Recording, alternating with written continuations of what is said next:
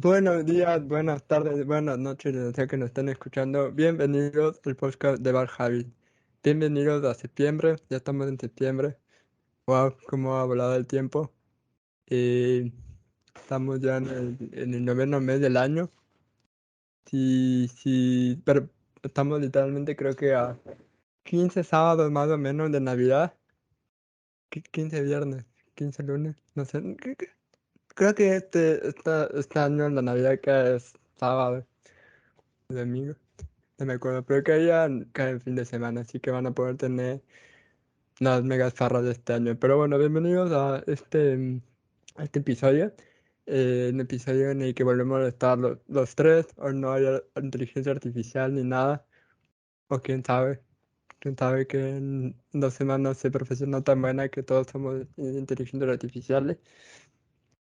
Eh, pero no, la verdad es que sí estamos todos hoy juntos porque vamos a hablar sobre uno de los acontecimientos más importantes del año, que es un orgullo bueno, para mí, bueno, en realidad para los tres, porque nuestro querido compañero Richie sacó su primer álbum, así que vamos a venir a hablar de eso, de su álbum, de cómo, por qué lo hizo, hacer todas las preguntas que hemos querido hacerle sobre el álbum para ayudarle también a promocionar y que la audiencia que oye este podcast también lo escuche.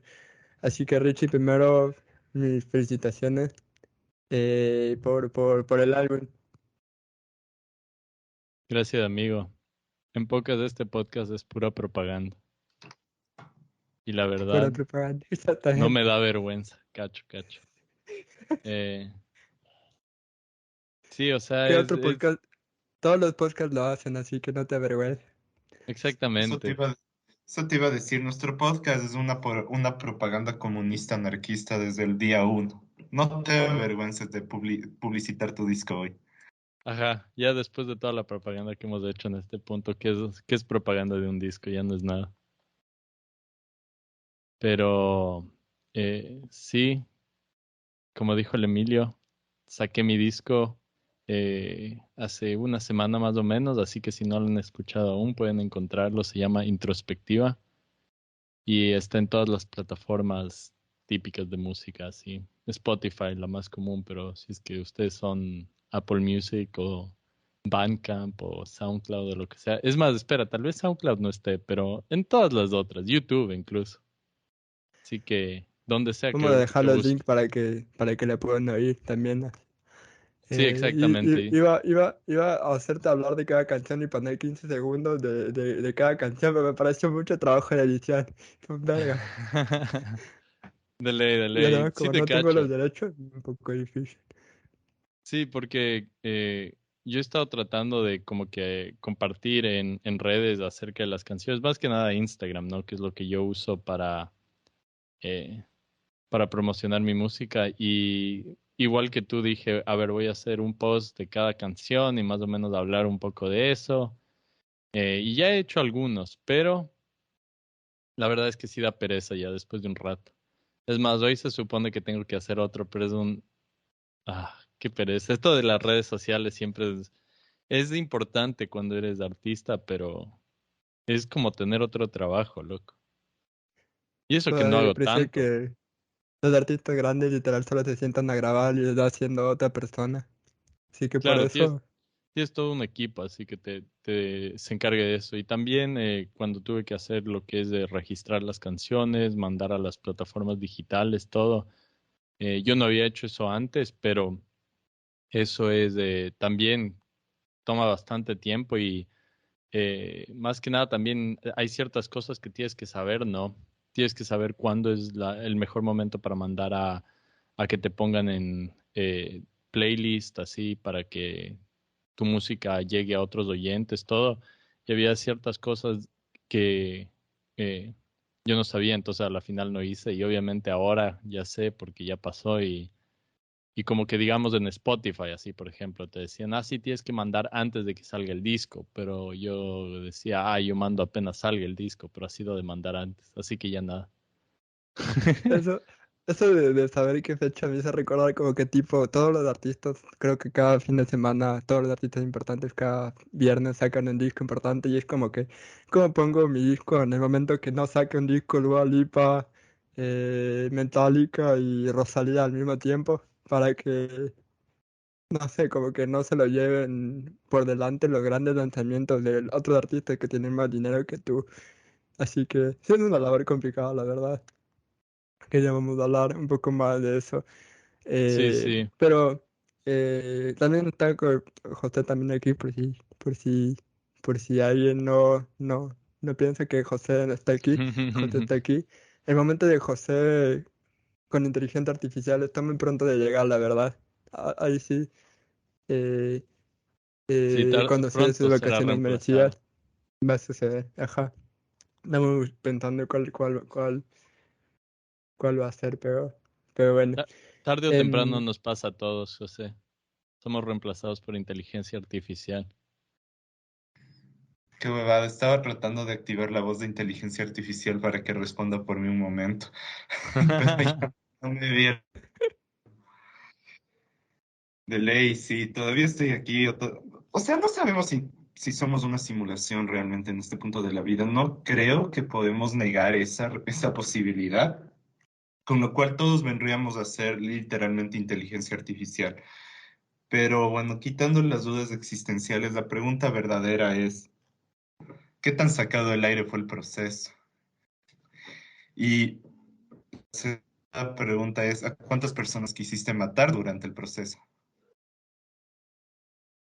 Verás, el proceso es largo en el sentido de que algunas de estas canciones había estado haciendo, o sea, escribí hace tiempo, así hace full tiempo. Entonces el proceso empieza ahí, digamos, tal vez podrías decir, eh, el álbum se ha estado escribiendo por mucho tiempo. De ahí, en cuestiones de la gente que quise matar durante este tiempo, ya que han sido varios años, no puedo decirlo en público, pero eh, como todos saben, la vida de artista es difícil, te toca estar haciendo, colaborando con todo tipo de personas, te toca estar ahí poniendo tu arte en contextos donde a veces sientes que no es apreciada. Así que estrictamente hablando de tener que ver con el disco, supongo que siempre hay ratos que sientes que quieres matar a alguien, así. En especial cuando, yo qué sé, eh, si es que estamos hablando del disco específicamente, estás tratando de escribirle a gente así para yo qué sé, poner, digamos, un repaso así. Juntémonos a tocar para practicar las canciones y la gente no te responde y todo. Entonces, por suerte, en mi caso, los músicos fueron muy buenos y profesionales, así que funcionó bien, pero siempre hay esos momentos estresantes, ¿no? Cuando estás tratando de poner algo que es, digamos, te sientes vulnerable, ¿no? Porque es tu arte y quieres que salga de la mejor manera posible y todo, pero dependes de otras personas y al final eso es algo bueno, también es parte del proceso, pero sí es estresante. Oye, ¿sabes qué es muy irónico? Que estaba justamente al momento de regresar. Bueno, el Emilio no sé si escuchó nuestro podcast cuando estuvimos con la inteligencia artificial, pero justo hablábamos del tema del arte, ¿te acuerdas? Del Ajá, tema sí, de sí. cómo O sea, no sé qué tanto te acuerdas ya, sí, de fondo lo que hablamos, pero ¿cómo extrapolarías el hecho de estar creando lo que vendría a ser este tema de tu arte dentro de un compilado o un sistema capitalista? Eso también me parecería interesante. Más o menos ya lo mencionaste, pero en el anterior podcast, pero para que la audiencia que no escuchó el otro podcast vaya a oír el anterior en todo caso.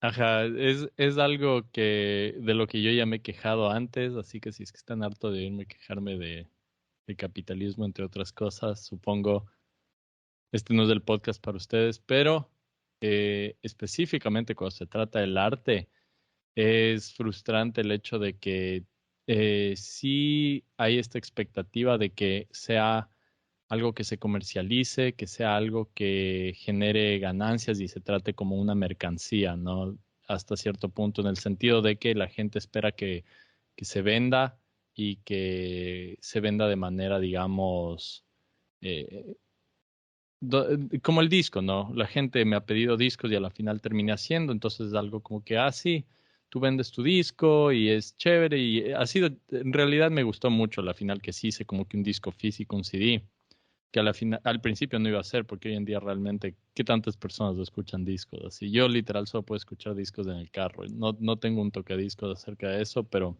o aparte de eso, pero...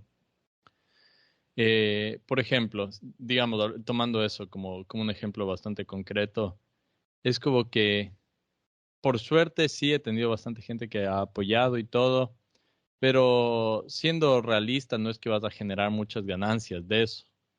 Sí se genera un poco, pero tomando en, digamos, en comparación todo el proceso que, de esfuerzo y de preparación e incluso de pagar a los músicos de eso, decir que vas a recuperar eso, yo que sé, vendiendo discos, no tiene sentido.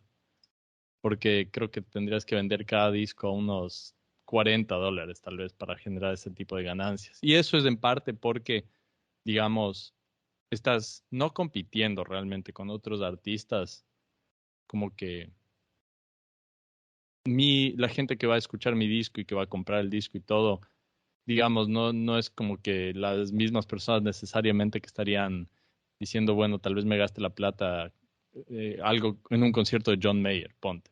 Así que ni siquiera es un artista tan diferente, digamos, porque es un guitarrista y todo, pero simplemente como que no hay comparación, ¿no? O sea, la producción, digamos, de un artista de ese calibre es un equipo gigante de inversión, tanto de disquera como de tours y mercancía. Entonces es como que la comercialización del arte cuando llega a ese punto, eh, más o menos te fuerza a todo nivel, incluso artistas independientes, a como que igualarte hasta cierto punto los precios y ofrecer eh, un tipo medio uniforme de comercialización de tu música, que es como lo que dije. O sea, tienes un disco físico y lo vendes a un nivel medio racional. O sea, podría haber cobrado más tal vez por mis discos solo para decir como que así apoyen artista independiente y todo, pero ya te digo, o sea, a la final, si es que fuera realmente cuestión de tratar de ganar dinero y recuperar todo lo que se invirtió, tendría que ser un precio como que absurdo. Así que no tiene sentido en ese punto y es más que nada, digamos, ponte lo de los discos, es algo chévere que tienes para compartir tu música y que sabes que hay gente que le va a gustar y es más que nada lindo ver ese apoyo. Y si recuperas un poco de plata, al menos digamos suficiente como para cubrir los discos en sí. Pero de eso a decir que, yo qué sé, vas a recuperar como una inversión digamos, del dinero que le metiste en cuestión de tiempo, esfuerzo, todo, eso sí no. O sea, para la mayoría de artistas independientes no creo que eso es una realidad. Luego meter mi experticia recién adquirida de mi máster de producción cultural. Siento que estoy haciendo promoción de mi máster, así que si alguien de mi máster termina oyendo esto, de nada. Pero, no sé, algo muy importante que Richie dijo acá, que, bueno, dos cosas, que no va a recuperar las ganancias con lo que invirtió en los discos, en realidad ni siquiera los artistas más grandes ganan con sus discos. Primero porque es un mercado que obviamente ya no vende lo que vendía antes y también porque todas las ganancias van a las discográficas, no a los artistas. Los artistas, incluso los más grandes, ganan más por sus conciertos que por sus discos. Así que en realidad la industria musical es una industria muy, muy difícil en la que los que más pierden son los músicos. Ni siquiera el público. Los que más pierden son los músicos y especialmente los músicos que no no siguen realmente una tendencia, porque obviamente todos los músicos siguen una tendencia, porque si no, no venden, pero dentro de cada género hay una tendencia, pero ciertas tendencias son menos, eh, como que tienen menos de enganche que otras. Y la otra cosa es que siento que el disco como tal ahora es más como un artículo de hogar, ¿no? Especialmente para las generaciones que ahora compran discos, que los que más compran discos no es muy irónico, pero siempre ha sido así. Son las, por ejemplo, los fans de K-pop, por ejemplo, que se compran todo el disco que viene con otras cosas añadidas como un póster, un collar, por ejemplo, una llave, algo que haga alusión al artista. Y es porque el disco ahora, sí, a personas que todavía le gusta comprar un disco por sentarse a escuchar en el auto poniendo un disco, como dijo Richie, o tienen un equipo de música y pues se sientan a escuchar música. Es algo que yo haría, yo por mi padre, él siempre compraba discos porque era un coleccionista y yo he seguido también mi colección, yo compro mis discos para en algún momento cuando vuelva a Ecuador poder escucharlos, ¿no? Y, y no hay como que dos suertes de consumidores, obviamente el consumidor que compra discos por escuchar música está ahora una minoría, porque también tienes Spotify, Apple Music, que tú tienes toda la música que te dé la gana por el precio de un disco. Entonces es como que ponerlo en balance, ¿no? Si es el disco de mi artista favorito o pago 10 euros cada mes por escuchar a mi artista favorito y otros artistas. Pero sí he de decir que igual la música en un disco suena mil veces mejor de lo que va a sonar en un archivo digital en tu teléfono. Así pongas todas las maravillas que te pone Apple, por ejemplo, con lo del Dolby y todo eso. Igual nunca, por el momento, al menos, la tecnología no ha llegado a eso de que escucharlo en un disco es la mejor forma de escuchar. Y unos buenos parlantes. Pero bueno, es un poco de datos más del disco de Richie, que Richie estuvo encargado de las guitarras en este álbum. También estuvo Grace, que ayuda con la parte de la voz, de hacer las vocales, en el en la cuarta pista de este disco. Ya vamos a hablar de canción en canción. Hasta Anthony Tadeo en la batería, Keith Reed en el bajo y Grant Hansen en los teclados. Eh, y bueno, Richie, ¿por qué Y Ronel introspectiva? en el saxofón también hay un Ah, saxofonista. sí, Ronel, cierto. De Ronel en el saxofón que hace un gran trabajo en la canción de John Coltrane. Eh, pero, pero Richie, introspectiva, ¿por qué llamaste introspectiva? Encima es una palabra muy profunda, ¿no? Y yo me acuerdo cuando estabas en tu fiesta de lanzamiento del disco donde tocaste, allá en Cleveland, que se siente como volver a tus raíces musicalmente, ¿no? Entonces, ¿por qué decidiste nombrar Introspectiva, que aparte dice una canción que has tomado muchísimo tiempo, la escribiste hace mucho tiempo, como dijiste antes, pero nunca tenía un título? ¿Por qué te decidiste por Introspectiva? Verás, a mí lo que me gustó de eso era la idea, como tú dijiste, de tratar de presentar en este disco, que es primer disco, esperemos no sea el último, pero es como hasta cierto punto, sí, una como presentación hacia el resto del mundo, tanto artistas como oyentes. Entonces, digamos, ya que sea un perfil musical hasta cierto punto, ¿no?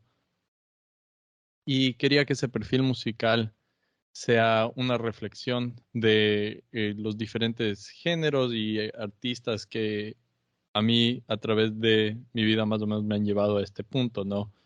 Entonces, de ahí viene la idea de que sea algo, un disco introspectivo, un disco que se trate de ver dentro de mí más o menos qué es lo que quiero presentar a la gente y qué es lo que me ha llevado hasta este punto. Y la verdad es que ese título simplemente o ese concepto, esa idea, me gustó. Era algo que sonaba chévere, así todo. Entonces decidí ponerle ese nombre a uno de los temas, pero no era que cuando escribí esa canción necesariamente tenía eso en mente o que esa canción nació de ese concepto, sino fue más como que, me gusta esta idea y tengo esta canción que escribí que me parece chévere, así que quiero utilizar eso, aprovechar y ponerle ese nombre.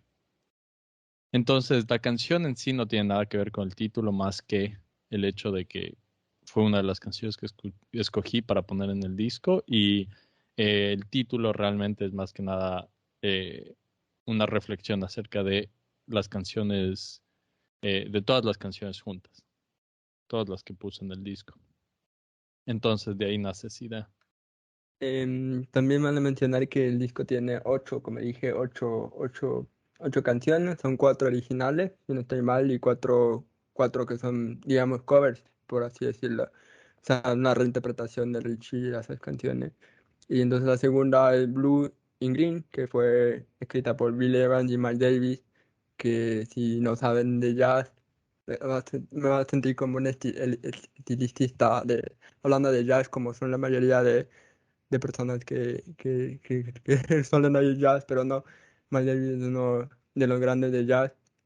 Eh, ¿por qué elegiste Blue in Green, Jack, y no que de John Coltrane también es uno de los grandes de jazz? ¿Por qué esas dos canciones en particular decidiste que, o sea, cómo eso se va hacia tus raíces? Explícame un poquito, porque no, mucha gente no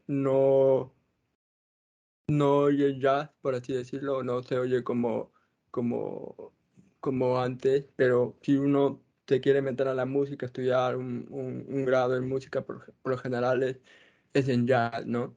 Y también me gustaría hacerte esta pregunta de que si piensas que, porque todo yo jazz por mucho tiempo lo he estudiado, ¿crees que jazz es de un gusto adquirido o por qué es que ahora en los tiempos en los que vivimos de jazz ya no pega tanto como antes? Verás, el jazz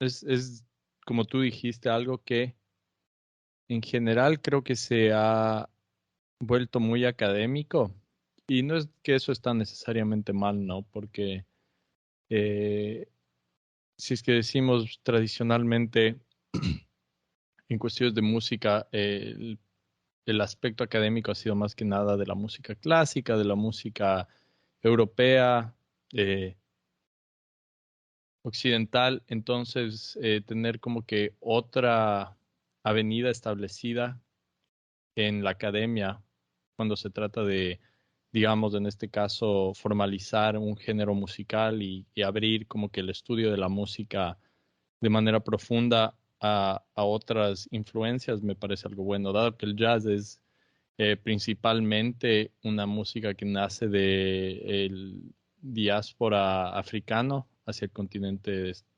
americano, tanto principalmente de Estados Unidos, porque ahí es donde nace inicialmente el jazz, pero diría que hoy en día, con las influencias tanto de la música cubana como brasileña hacia el jazz, yo diría que en general en todo el continente americano, digamos, hay esa diáspora y esa influencia.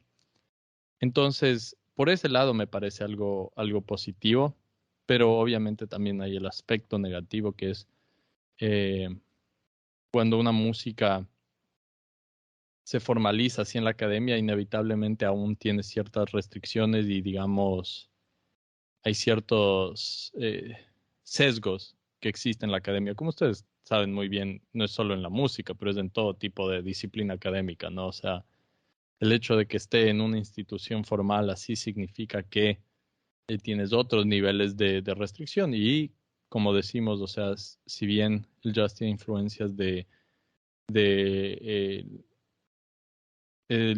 la diáspora africana que salió de la trata de esclavos, eso significa es una música eh, muy influenciada por la cultura negra en Estados Unidos, en Brasil, en Cuba, etcétera.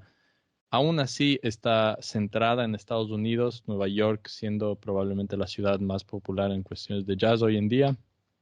eh, y por lo tanto, aún así tiene, digamos, ese centrismo de Estados Unidos, ¿no? Tiene principalmente la influencia de tanto las ideas como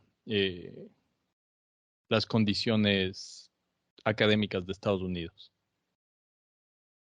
Dejando eso a un lado, yo creo que el jazz sigue bastante vivo, solo que no es la música popular de hoy en día.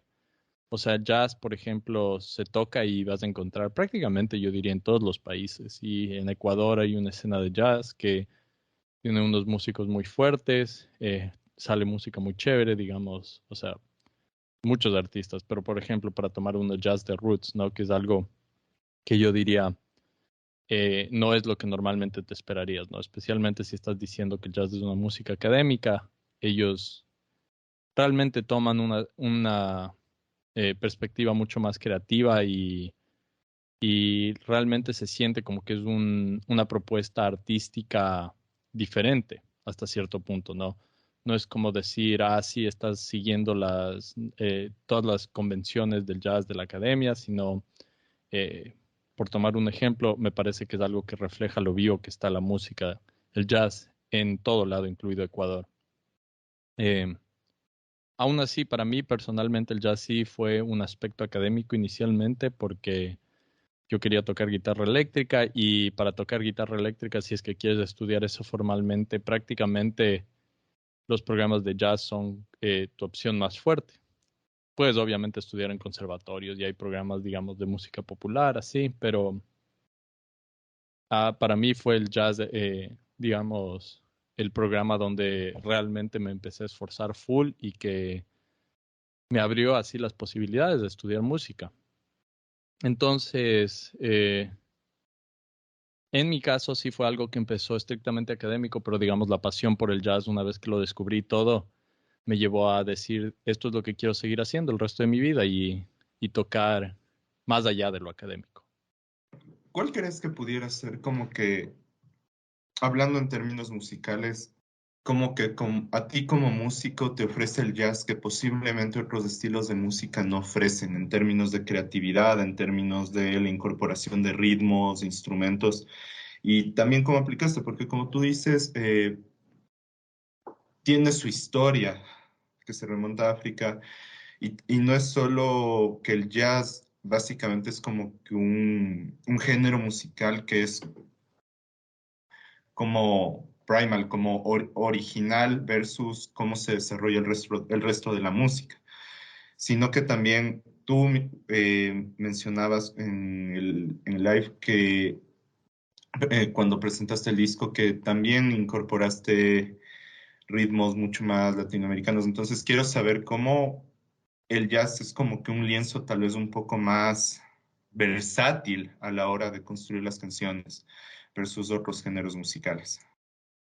Yo creo que eso es cierto es como que tiene algo de verdad, ¿no? En el sentido de que en parte por el hecho justamente de que el jazz ha sido algo que se ha promocionado internacionalmente, digamos, a través de la academia, pero también en general, como decimos, o sea, el hecho de que tenga esa influencia africana muy fuerte significa que ya de por sí, digamos, una vez que nació era medio internacional el género. O sea, era internacional implícitamente, tal vez hasta cierto punto se puede decir. Y de ahí, naturalmente, la historia se desarrolló de tal forma que se hizo efectivamente internacional, ¿no? Tanto en Brasil, Cuba, mencioné inicialmente, pero obviamente, eventualmente, África, Japón tiene igual mucha influencia de jazz, así, de ahí Latinoamérica, etcétera, etcétera. Pero eh, yo creo que en realidad en todos los géneros hasta cierto punto, o bueno, no todos los géneros, digamos en muchos géneros de música popular, donde se ha promocionado a nivel internacional la música, digamos, por ejemplo, tanto en el pop como en el rock, eh, una vez que hay gente que escucha eso, ¿no? En otros países o en otros continentes incluso, naturalmente hay cierta tendencia a que eh, se se haga un intercambio cultural a través de la música, ¿no? Entonces, por ejemplo, si tomamos el ejemplo del rock latinoamericano, que es un ejemplo muy claro, muy fácil, eh, sí, obviamente el rock inicialmente, digamos, sale también del blues de esta diáspora africana en Estados Unidos y Inglaterra, muchos de los músicos de allá, digamos, la invasión británica, por ejemplo, toman esas influencias del blues y empiezan a desarrollar igualmente su propio rock por allá. Pero, eh, aunque eso sale inicialmente allá, Después tenemos aquí en Latinoamérica muchos artistas que siguen las convenciones del rock, pero obviamente les empiezan a dar como que sus propios toques y sí se puede ver, digamos, cómo entra un poco la influencia tanto de sonidos, instrumentos, ritmos latinoamericanos, ¿no? Y podrías decir, digamos, de la música ecuatoriana, por ejemplo, los artistas de rock ecuatorianos, yo creo que en esos casos muchas veces son los temas en las letras, la forma en que están escritas, que se ve, ¿no? Esa influencia criolla, tal vez hasta cierto punto puedes decir, ¿no? Yo creo que el Ecuador tiene una tendencia súper fuerte a querer nacionalizar eh, toda, toda la producción cultural que hace, pero en un sentido positivo me refiero, ¿no? En el sentido de que sí hay una identidad cultural fuerte, diría yo, y eso se refleja muy claramente a través del arte y la música no siendo una excepción. Entonces, no diría que es exclusivamente algo que se hace en el jazz, pero lo que sí, el jazz siendo una música centralmente de improvisación, te abre, así es como tú dices, un lienzo un poco más, eh, digamos, más vacío, más abierto, donde por el hecho de que hay esa expectativa, ¿no? De que va a haber improvisación, de que va a haber una dimensión desconocida, donde el artista realmente puede hacer esencialmente lo que quiera. Eso sí se presta un poco más a dar esa expresión abierta, ¿no? En comparación a otros géneros donde tal vez no hay improvisación y sí puedes aún así darle como que digamos tu propia identidad cultural o identidad artística, pero te toca seguir la canción prácticamente como es, ¿no? Digamos, los artistas de pop, rock, etcétera, tocan sus canciones la mayoría del tiempo en vivo, muy similarmente a cómo son en el estudio. Obviamente hay diferencias, pero la expectativa es que no va a ser tan diferente. Cambio en el jazz, normalmente lo que escuchas en, digamos, en el disco, por ejemplo, en mi disco, es tal vez 20% lo que vas a escuchar en vivo y de ahí el otro 80% va a ser algo nuevo, diferente, o tal vez no 20-80, tal vez 30-70, algo así. Pero el hecho de que hay esa diferencia entre lo que se toca cada vez, sí abre para que, bueno, depende de quién esté tocando, ¿no? Los músicos van a traer diferentes influencias y no solo eso, sino tal vez dónde estés tocando, la audiencia y todo. Y yo digo eso hablando de mis propias canciones, ¿no? Porque yo toqué muchas de estas canciones en Ecuador hace años cuando tuvimos la oportunidad de hacer un concierto de jazz por allá. Y yo ya toqué algunas de estas, ¿no?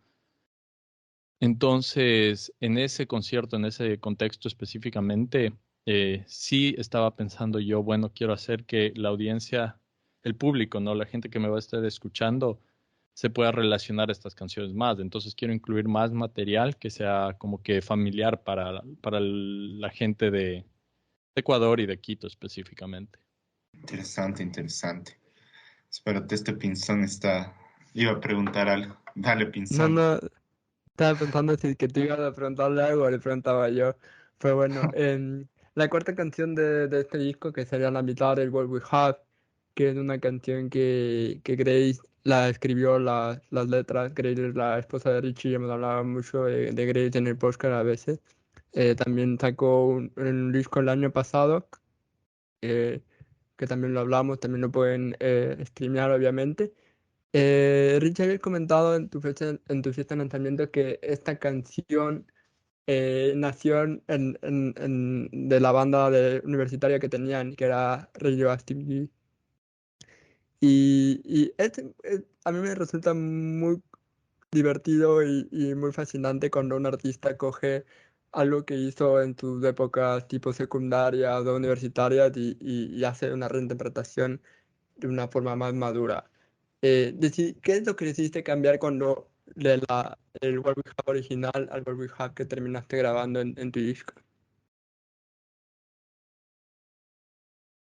Verás, yo puse recién en Instagram una de las primeras veces que tocamos esa canción en vivo con la banda en la que estaba en la universidad, Radioactive Geese.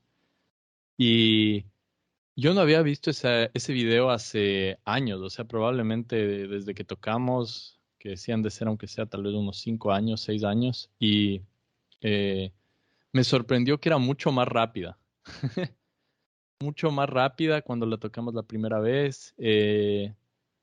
Tenía una batería mucho más fuerte, como que más rockera, así casi, y obviamente la gran diferencia es que en ese tiempo teníamos 4 vientos, ¿no? Teníamos trompeta, saxofón barítono y trombón. Entonces, podrías decir que, y esto fue lo que dije en el concierto en vivo, la canción evolucionó después de muchas, digamos, variaciones, porque como dije, toqué esta también en Quito, esa vez la toqué solo con bajo y batería, entonces era totalmente diferente, pero en este punto ha llegado a ser, cuando ya se grabó y la que van a escuchar en el disco, es mucho más suave, es, digamos, tal vez casi una bossa nova comparada con cómo es cómo la tocábamos en vivo con esa banda. Y me gusta más así, me gusta más un poco más suave, tal vez es como que reflexión de que cuando estás en la universidad, un poco más joven, tienes más energías, más ganas de estar tocando rápido, así fuerte, y creo que suena un poco más madura ahora. Incluso lo que sí me encantaba tener los 4 vientos y eso es algo que si es que podría hoy en día sí contratar 4 vientos o más, incluso probablemente si quisiera grabarla de esa forma, pero un poco más tranquilo, un poco más madura, como está en el disco. Pero Oye, sí, dale. Oye, tú sabes que hay varios temas que nos gusta tratar normalmente cuando topamos. Uno de esos es el comunismo, ya hablamos un poco de eso, o de la crítica al capitalismo. Pero bueno, hay otro tema que sabemos conversar y es Cerati. ¿Por qué Corazón delator? Quiero saber, la elección de esa canción. están chingando, maldita sea, José. ¿Por qué tan puta, basura? Siempre es igual. No me Estamos yendo tienes en paciencia, orden, en maldita orden, sea. aunque tengo que decir que sí estoy emocionado de hablar de este tema. Así que, oyentes, pilas, esperen hasta el final del episodio porque se viene Cerati. Me Ah, parece espera, porque... antes de seguir, no respondí realmente a tu pregunta de por qué incluí Blue and Green y Equinox, perdón. Ah, sí, es verdad, ajá. Me empecé a... Dale, Hay dale. demasiadas cosas que podemos decir, pero Sí, para resumir rápidamente, Coltrane y específicamente Equinox fue la primera canción de jazz así que aprendí, digamos, canción de jazz. Y era chistoso porque es una canción relativamente simple, es un blues y creo que fue la primera que aprendí precisamente porque era una canción fácil para enseñarles a estudiantes, así que recién están empezando, que no conocen mucho de jazz, ¿no? Pero desde que la escuché y hasta ahora, incluso cuando la escucho, me parece que la melodía es una melodía súper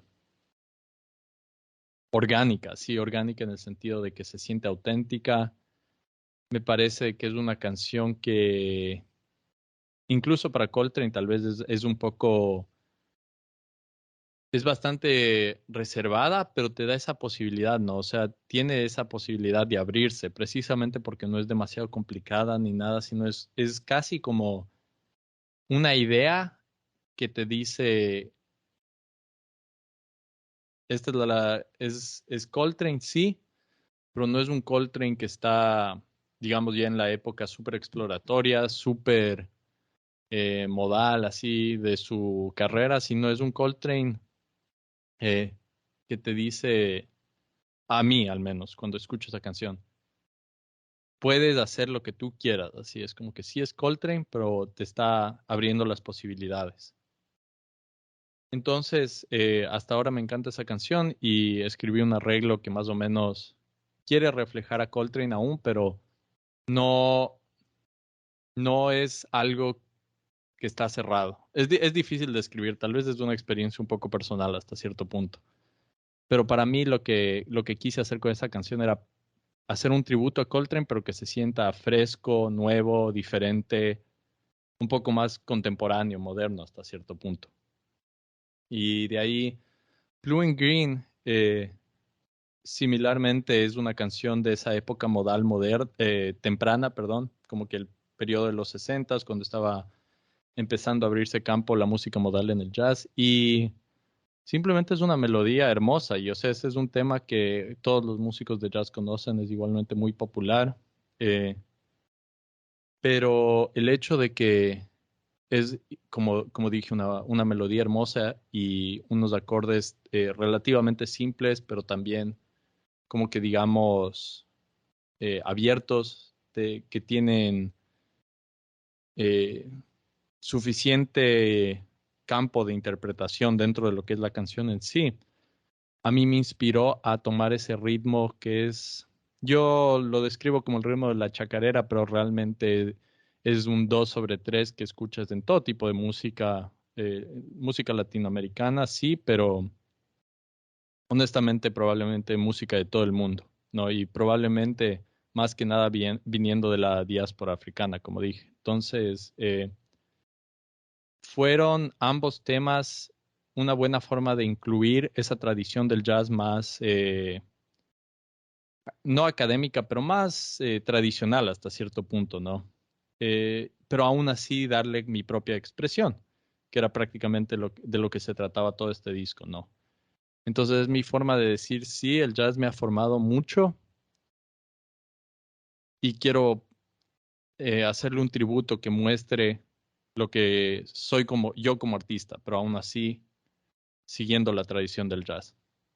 Como decías, es más green que blue. Pero bueno, ahora sí, acabando lo que estaba diciendo antes, la segunda canción que metí en este grupo era justamente Sabor a mí, que también, o sea, era justamente estas dos canciones quería ver si las podíamos como que tratar un poco simultáneo, pues, su origen, por así decirlo, pero si quieren dejar Corazón del Toro al final, es válido. En todo caso, Sabor a mí, ¿por qué esa canción? Y justo el otro día estábamos hablando que esta canción es 100% Fer.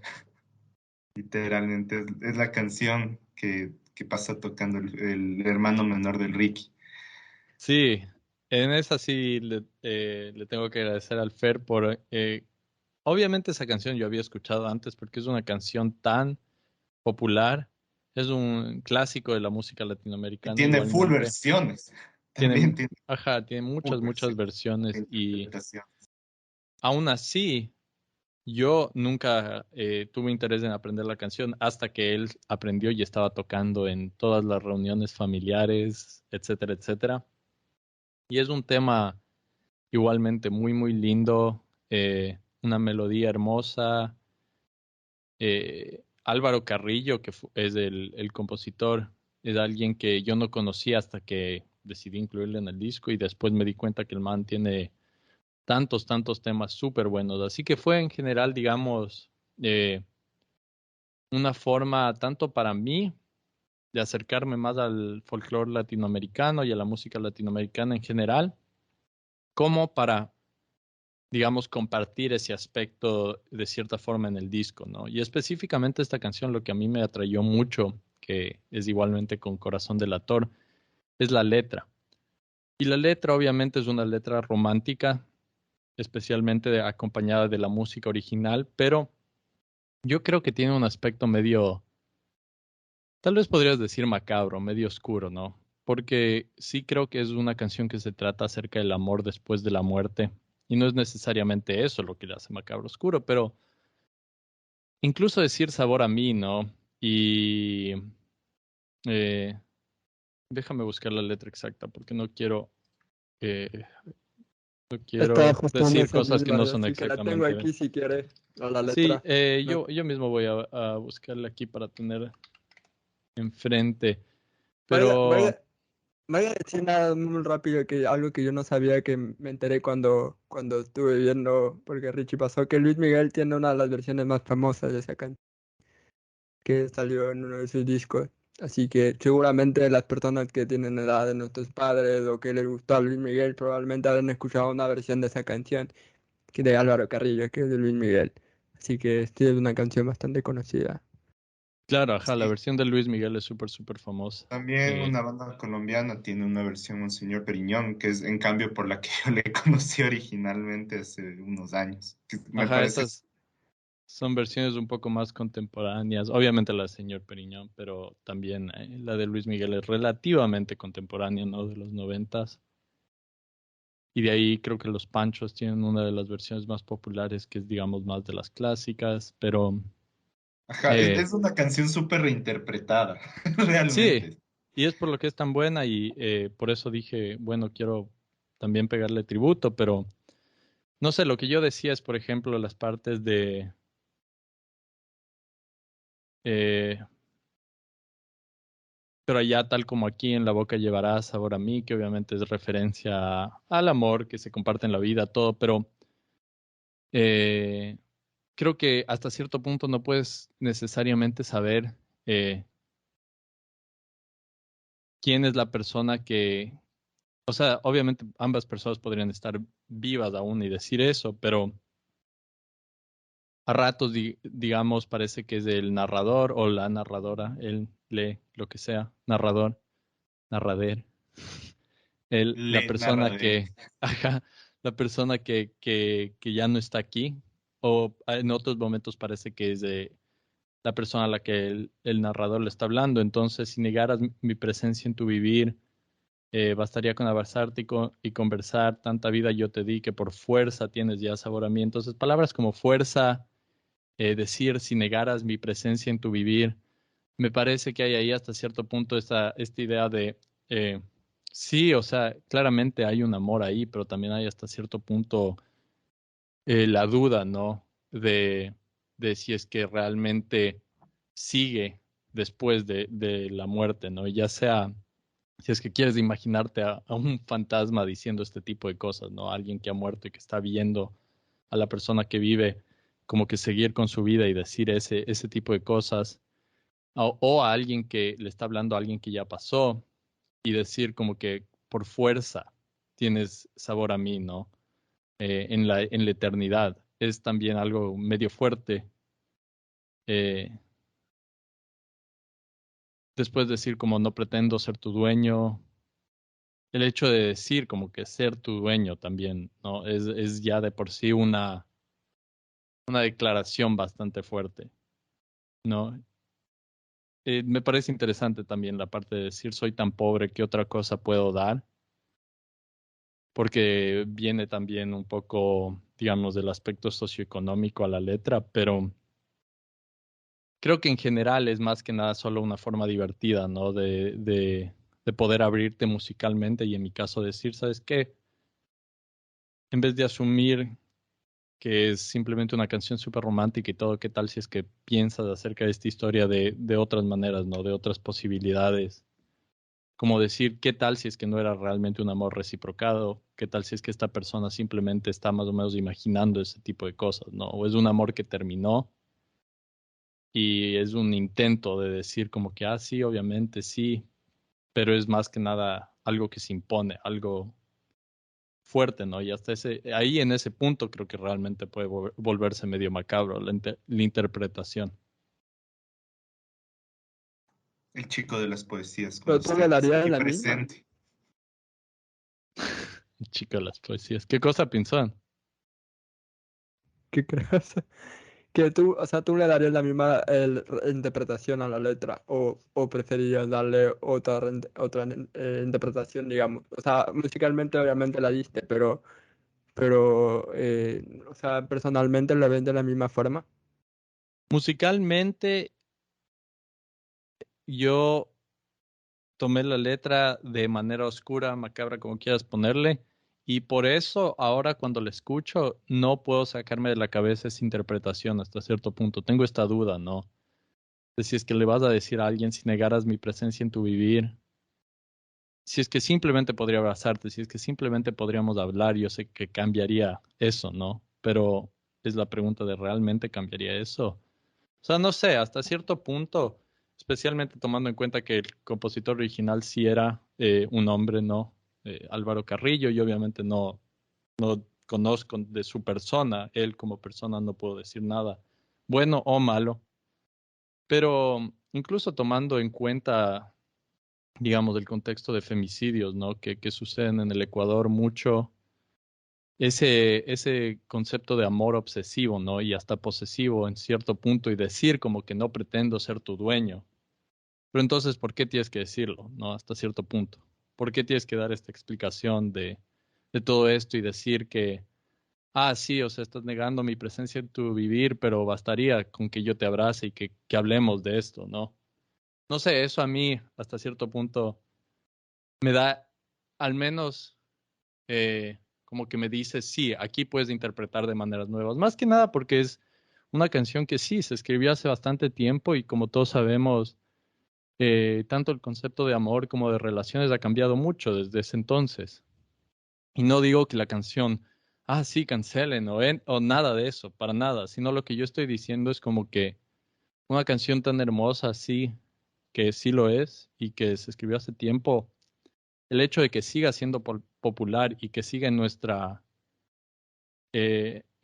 conciencia popular, significa que nosotros podemos verle de diferentes formas, dados nuestros contextos sociales, ¿no?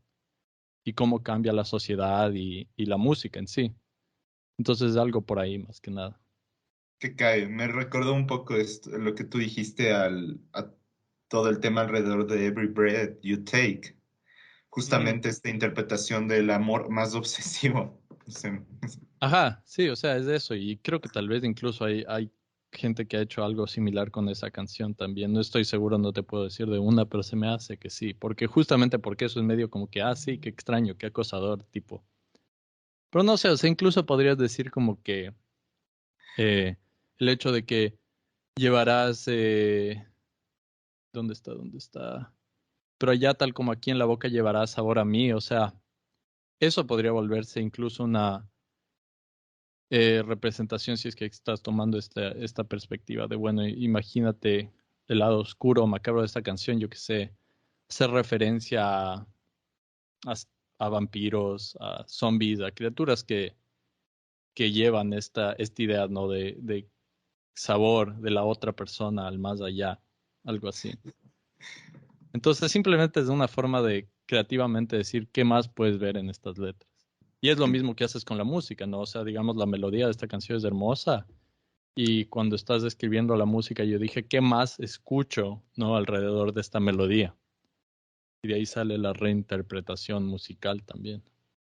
Entonces me hizo acordar de lo de No pretendo ser tu dueño, esa canción que creo que es un bolero, no sé si es un bolero, pero se llama La Media Vuelta, que ahí explícitamente te dice, te vas porque yo quiero que te vayas y de ahí porque yo soy tu dueño.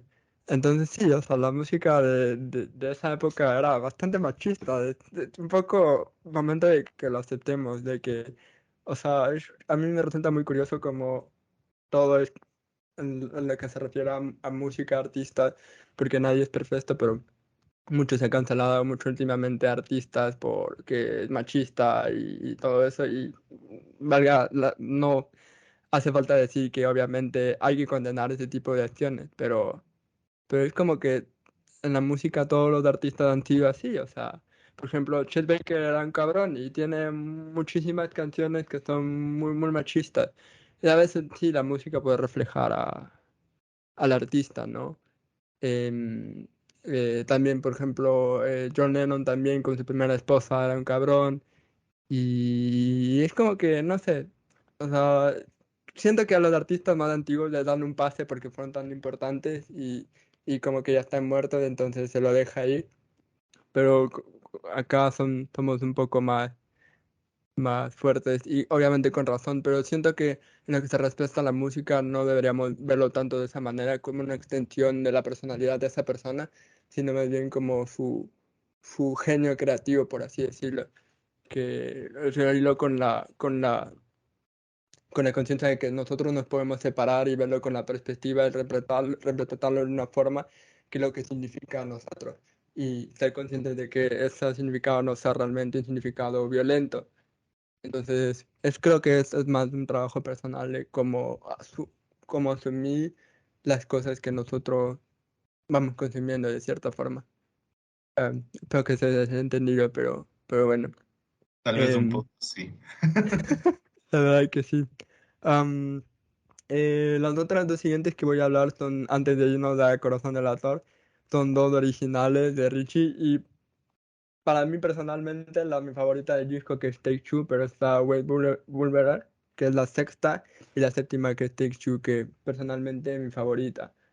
Em, Cuéntanos un poco de estas dos canciones, cómo llegaste a ellas, cuál es el significado de ellas, cómo fue por ejemplo, en Take Two hay como que todos los componentes de tu banda están súper bien complementados y hacen una canción muy, muy buena.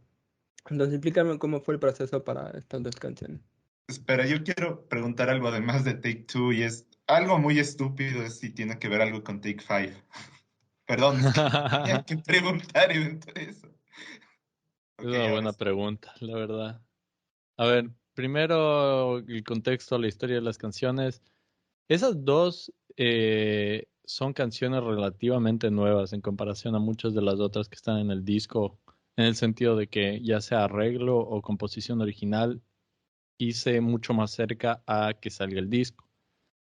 Entonces, West Boulevard escribí después de que nos pasamos a vivir a Cleveland y en general el sentimiento de la canción es uno un poco de, sí, o sea, es más que nada esa emoción, ¿no? Esa emoción que sientes al estar en un lugar nuevo, en una experiencia nueva.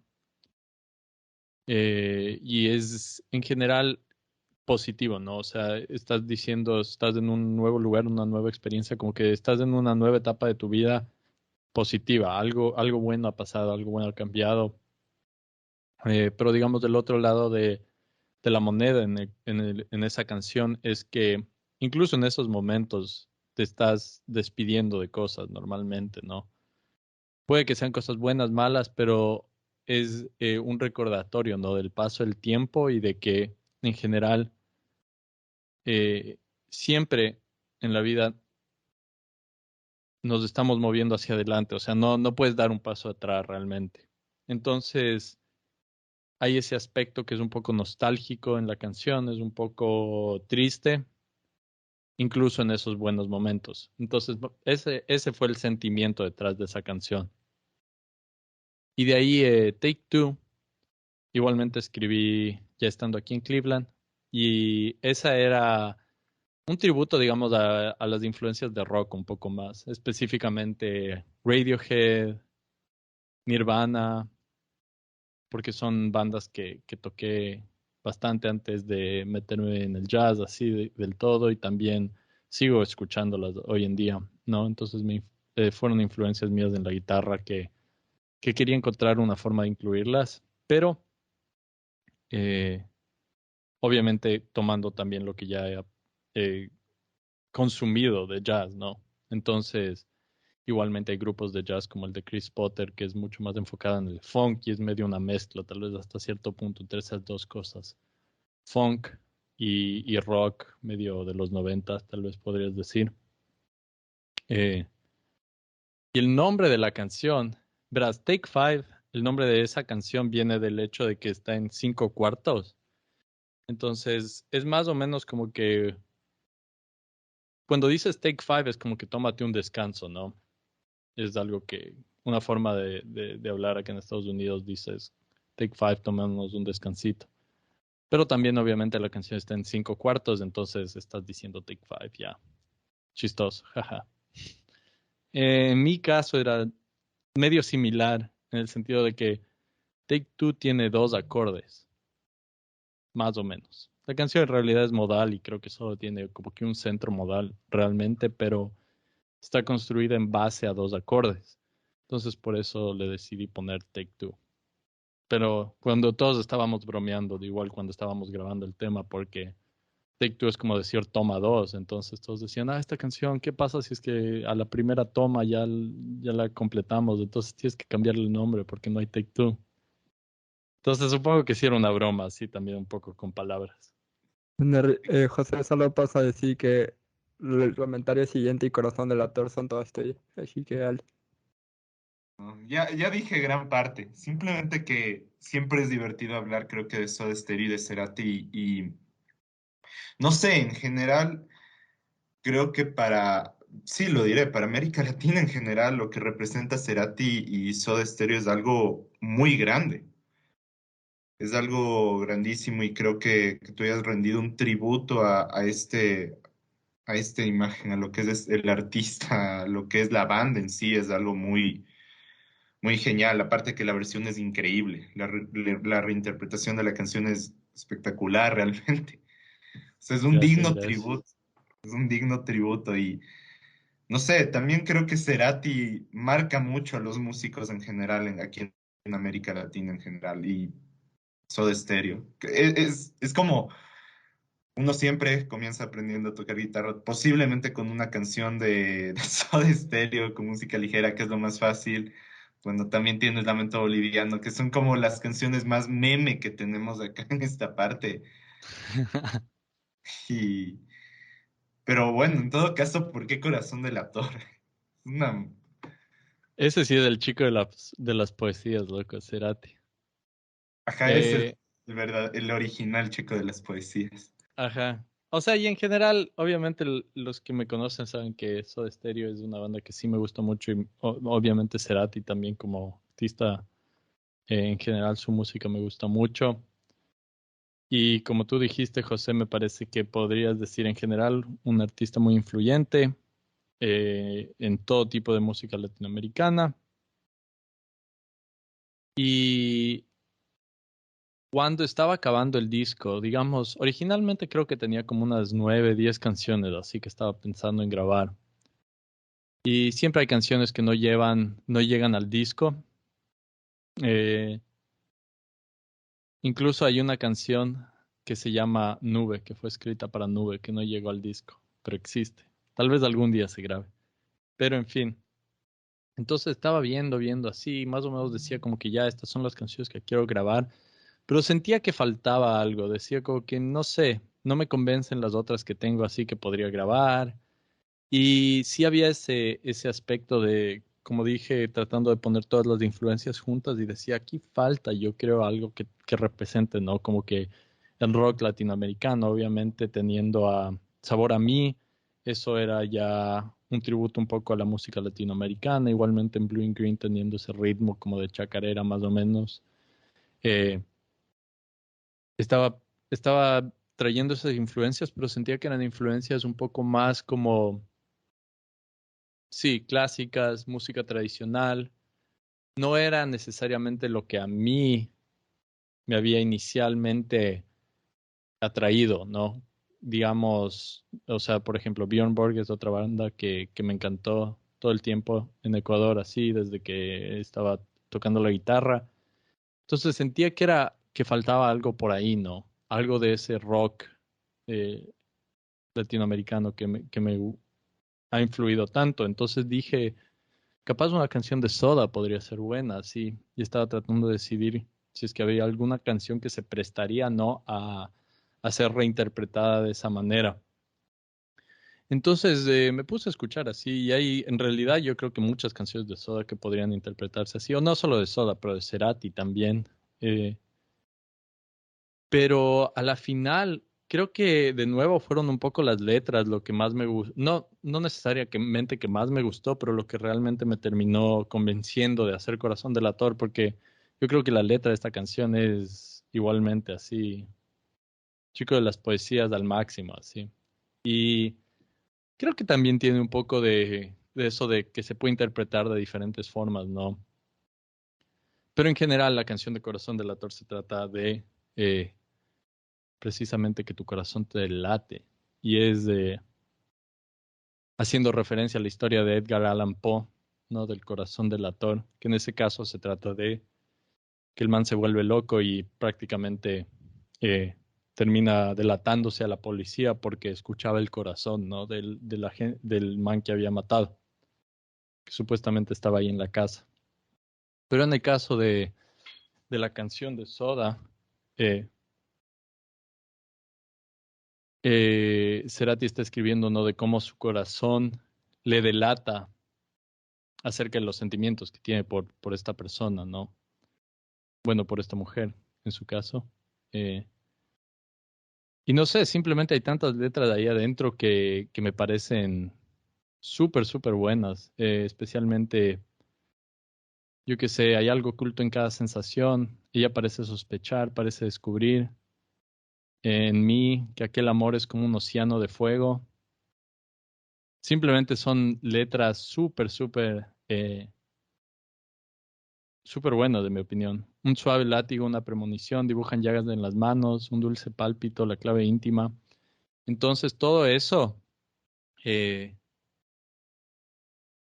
me convenció y dije, ¿sabes qué? Sí, y creo que se puede interpretar de maneras chéveres también por la música. O sea, en general la canción tenía una forma que se prestaba un poco más al jazz y obviamente tuve que cambiar ciertas cosas de aquí a allá porque eh, siempre, digamos, en el jazz hay esa expectativa un poco de improvisación, entonces tuve que adaptarle para eso y también le adapté para, digamos, que refleje un poco más del tipo de armonías que yo escucho y que quiero tocar en la guitarra, pero no tuve que hacer mucho con la canción, o sea, en sí ya la melodía es súper buena, tiene un montón de detalles súper chéveres que quise mantener en la canción, partes de guitarra, eh, ciertos golpes que toca toda la banda así juntos. Entonces, más que nada, solo fue este es un temón, así que veamos si le podemos hacer justicia.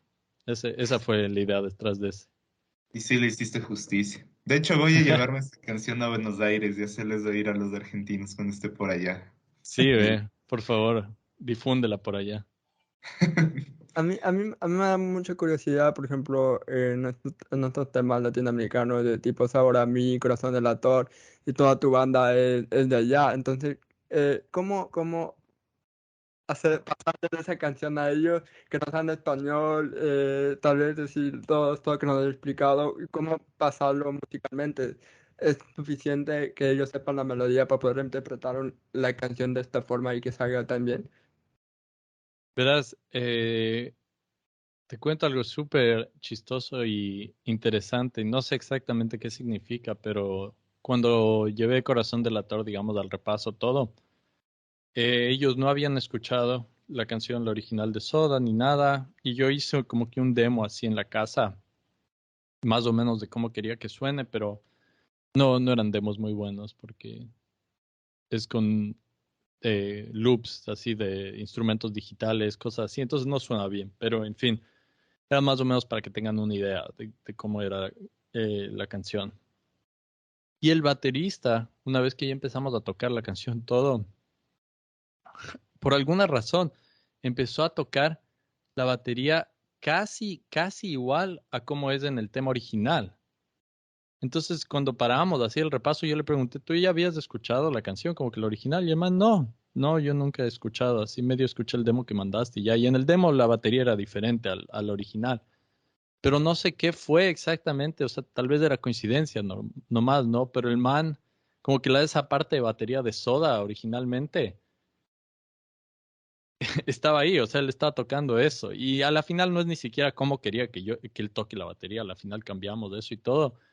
Pero eso me pareció chistoso, o sea, no sé si es que tal vez un poco implícitamente el tema por el género que es, por la melodía y por tal vez la forma en la que yo lo toco en la guitarra, todo sí estaba transmitiendo un poco esas ideas originales que existían ya en la canción. Pero en general, como tú dices, o sea, son músicos que no habían escuchado la canción antes, que no tienen este referente de Soda, así que sí tuve que explicarles un poquito, esto es lo que quiero, pero son músicos súper buenos y obviamente ellos han tocado todo tipo de géneros antes, incluido rock. Así que no les tomó mucho tiempo como que escuchar un poco así, sentir lo que yo estaba tocando y con eso complementar, ¿no? Eh, Aún así, las canciones evolucionaron bastante. Solo tuvimos dos repasos antes de grabar el disco, pero en esos dos repasos todos los músicos contribuyeron bastantes ideas y las versiones finales que están en el disco no son solo como que mis ideas y lo que yo escribí, sino también bastante de lo que los otros músicos contribuyeron en los repasos. Así que ellos realmente ayudaron a formar las canciones para que sean lo que ustedes escuchan en el disco. Y hay bastante de las ideas y de las eh, tal vez idiosincrasias o características de los músicos específicos que estuvieron en el disco que, que quedaron grabadas y que son lo que escuchan. Perfecto, entonces, muchas gracias Richie por hablarnos de tu disco. Ha sido muy interesante saber las influencias detrás de todo y ha sido muy interesante. Les recomendamos que escuchen, vamos a dejar todos los links en las descripciones de todas partes donde está el podcast para que puedan escucharla. Y no sé, Richie, si todavía tiene discos, por si alguna persona que lo escucha después quiere comprar el disco, te pueden comunicar con Richie directamente, pero no sé, honestamente sí que todavía le quedan copias. Sí, Em, sí, aún tenemos copias y mandé algunas de Ecuador, así que si es que quieren en Ecuador las pueden encontrar igualmente. Solo pónganse en contacto conmigo, ya sea por Facebook o Instagram, y les daré llegar, o WhatsApp, lo que sea. Eh, y pero ahí- sí, ahí- gracias por dejarme hablar del disco y promocionarme un poquito aquí a través de Bad Habits. obviamente sí. Es que como te volviste invitado gracias a este proyecto, había que invitarte a hablar del proyecto que te partó del proyecto de Valhalla. No, no Verdad, mentira. verdad, para que vean que sí estaba trabajando en algo que valió la pena, Exactamente, ausentarme de algunos episodios. exactamente.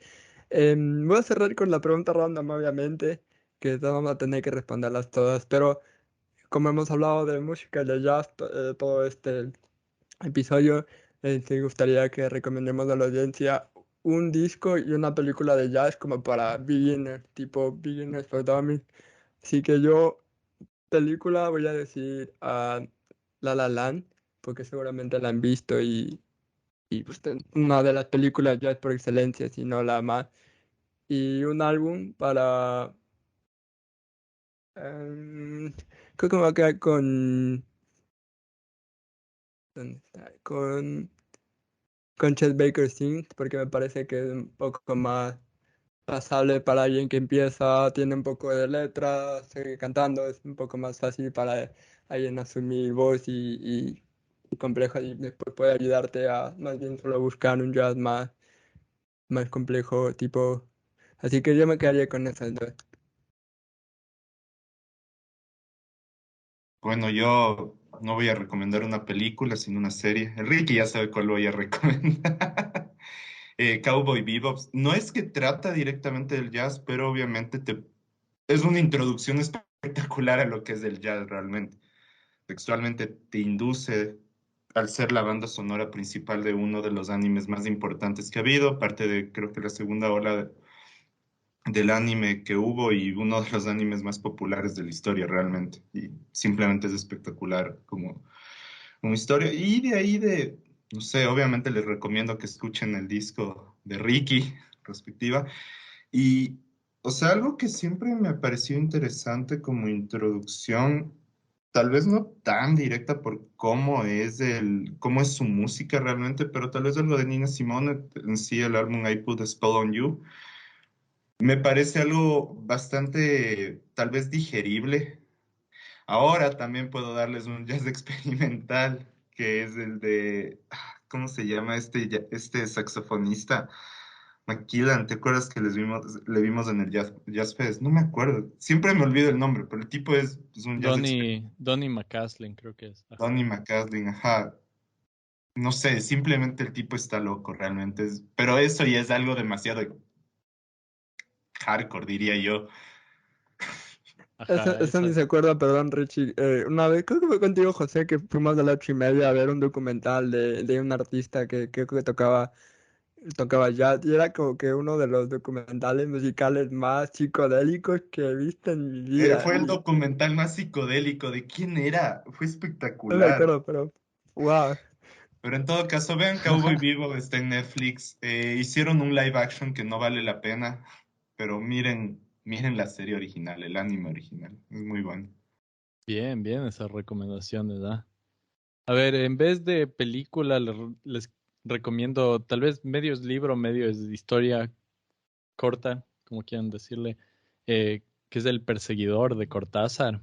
ese fue una historia que me leí más o menos en el tiempo que me estaba interesando el jazz, porque simultáneamente en este tiempo estaba leyendo bastante Cortázar y es más o menos un tributo a Charlie Parker, que es uno de los grandes saxofonistas del jazz, eh, específicamente del bebop, pero obviamente en general Cortázar tiene tantas historias maravillosas y en particular esa es una que me gusta bastante. Entonces simplemente es como otra forma de aproximarte a la música que no sea estrictamente escuchando, ¿no? Y si es que te gusta leer también, especialmente eh, cosas como Cortázar así, entonces creo que les va a gustar bastante.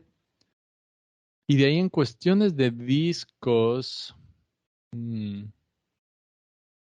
creo que algo así que es para empezar, que es, digamos, puede sonar bien en todo momento, a todo tipo de persona, creo que le gustaría bastante. John Scofield es un guitarrista eh, que salió en los ochentas y tiene bastantes cosas que están influenciadas con el funk, el rock. Entonces tiene un álbum que se llama A Go-Go, que es bastante bueno, que simplemente puedes poner así, escuchar y más que nada es digamos, música muy rítmica, muy digerible y realmente muy buena en general. Así que A Go-Go de John Scofield es mi recomendación. Perfecto, muchachos, muchísimas gracias. Em, Muchas gracias a la audiencia por escucharnos. Disfruten mucho del disco del Richie. Entonces, como dije antes, vamos a dejar aquí Es más, es una buena idea que lo escuchen así bajito mientras escuchan el podcast. Tampoco es mala idea. No va a llegar a la hora y 17 que está durando el episodio, pero al menos para entender mejor lo que Richie quiso explicar por track y track, yo creo que es una buena idea. Incluso parar el podcast, escuchar la canción y seguir a veces dando un buen entretenimiento por un buen rato. Así que muchas gracias Richie por contarnos de tu proyecto. La verdad que, que nos has hecho sentir muy orgullosos y que como dijiste que sea el primero de muchos, no el último, porque seguro que te quedan bastantes hacer bajo la manga, estoy seguro. Y, y nada, audiencia, muchas gracias por escucharnos. Volvemos en 2 semanas, a mediados de septiembre, a hablar de no sé qué, no sé todavía qué, pero se vienen cosas importantes. Se viene una segunda vuelta de las elecciones, se vienen las elecciones de Argentina, el fin del Dios, qué horrible. mundo. La verdad, todo lo que acabas de nombrar es algo horrible. Preferiría Sí, qué sinceramente verga. hablar. ¿Que ¿Saben Milei va a qué? ganar o la segunda Es vuelta más, de ¿sabes Ecuador? qué? Para animar a los oyentes, vamos a hablar, aunque sea un capítulo de los Rebuild de Evangelion, que es algo que venimos, tiene pendiente, creo que ya un año, creo que nos va a animar. Es una obra maestra y el final es hermoso. No es mejor que hablar de todo lo que se viene. Sí, Me verdad. parece. Este episodio pegaría full. Creo que la cosa que podemos llegar es un episodio de desánimo y un episodio de ánimo para que esté balanceado la cosa. Porque tampoco podemos despertarnos de la realidad, José, lo siento. Pero así no funciona. Textualmente de eso se trata los Rebuild de Evangelion, que no puedes apartarte de la realidad. Así que está bien, me parece válido. Perfecto, perfecto. Richie, ¿alguna última cosa más antes de que quieras? Entonces, más te dejo la responsabilidad de cerrar el podcast. Muchas gracias de nuevo, amigos, por haberme dado la oportunidad de hablar del disco. Principalmente porque sí he estado hablando bastante del disco, digamos, en el lanzamiento, obviamente di algunas explicaciones, todo, pero ha sido en inglés, porque desafortunadamente la mayoría de la audiencia por acá es en inglés, digamos, en los conciertos y eso. Entonces, debería estar haciendo traducciones y todo, pero ahí también se vuelve bastante largo lo que estoy diciendo, así que me gusta mucho tener todo el resumen del disco y todo así en español y era algo que quería así encontrar la forma de decirlo, así que muchas gracias por eso. Y igualmente a los oyentes, gracias por escuchar y gracias por escuchar el disco también, si es que lo van a oír. Supongo que Gracias a con todos. eso nos despedimos. No, gracias a todos. Eh, es buena idea que tipo manden así para que escuchen todos. Y también si hay alguien que escucha este podcast y quieren entrevistar a Richie allá en Ecuador, donde sea, ya saben que dónde lo pueden contactar por Instagram o por todas sus redes sociales, que sí tiene redes sociales, no tiene inteligencia artificial. Hemos jugado un poco a veces con esto en el podcast, pero esta vez sí de verdad. Creo que es muy difícil fingir todo lo que dijo, así que me estoy yendo por las ramas como siempre. Muchas gracias, nos vemos en la próxima.